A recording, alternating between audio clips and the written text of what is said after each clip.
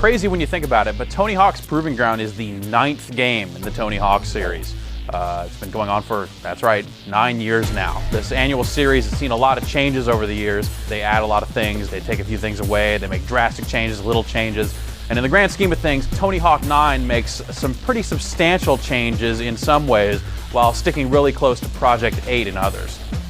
The whole thing with Proving Ground is that they've changed the way that the whole game is structured. Now you have these 3 distinct lifestyles that have different types of goals that you'll embark on.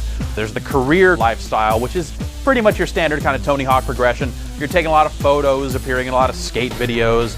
Then there's the hardcore lifestyle, which starts out with Mike Vallely, who teaches you how to aggro push, which is something that a hardcore dude would do when not wearing his denim jacket. And this is one of the game's new features. You can actually push manually for more speed, and it's a timing little thing where you got to hit the button at the right time to keep your speed up and skate along. In the hardcore goals, you're doing stuff like running gangs out of skate parks by running into them and checking them, and generally being a thug. Then there's the rigger lifestyle, which is built on placing pieces in the world to skate around, and the rigger goals almost play out more like a puzzle game. There are goals where it's like, get from point A to point B to point C without touching the ground by placing a bunch of rails, and then you place a bunch of rails and skate around it, and you're like, oh yeah, that was not so hard. The rigger goals are the weak point of the game because the editor that you use to place these pieces in the world isn't very good, and it takes you off your board too much. The strengths of Tony Hawk, unsurprisingly, involve skateboarding.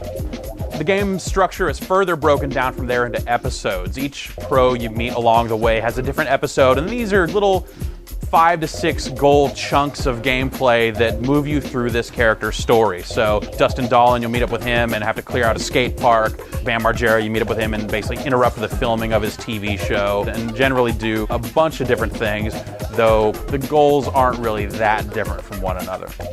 The way the episodes work out is kind of interesting because they have a start, a middle, and an end, so each one kind of concludes rather nicely, each another career milestone, and these are all the same regardless of the choices you make.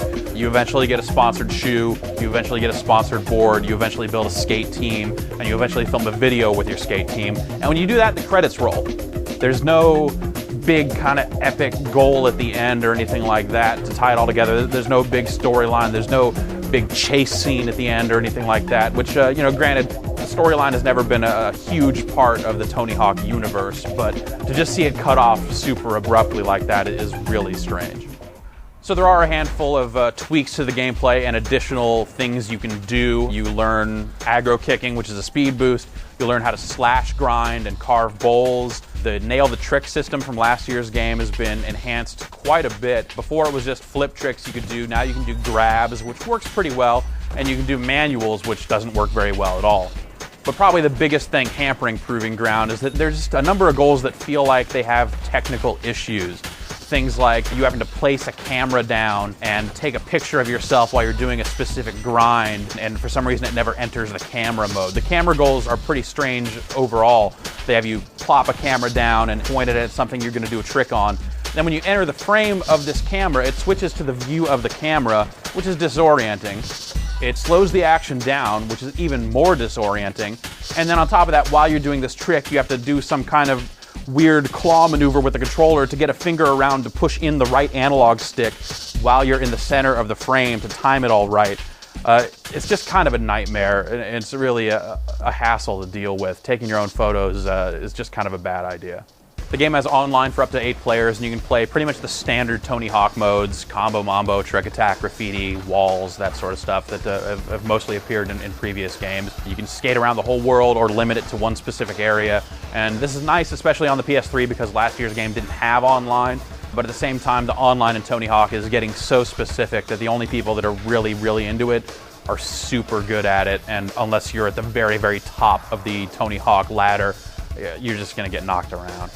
Presentation-wise, Proving Ground looks a little bit better than Project 8 does, though not necessarily on a technical level. There are still a lot of technical glitches that you see that really make it look like a polished-up PlayStation 2 game in some cases. You see like characters' legs just kind of clipping right through a building as you're kind of shimmying along. If you're wearing sunglasses and put on the emo hairstyle, the hair just goes right through the glasses.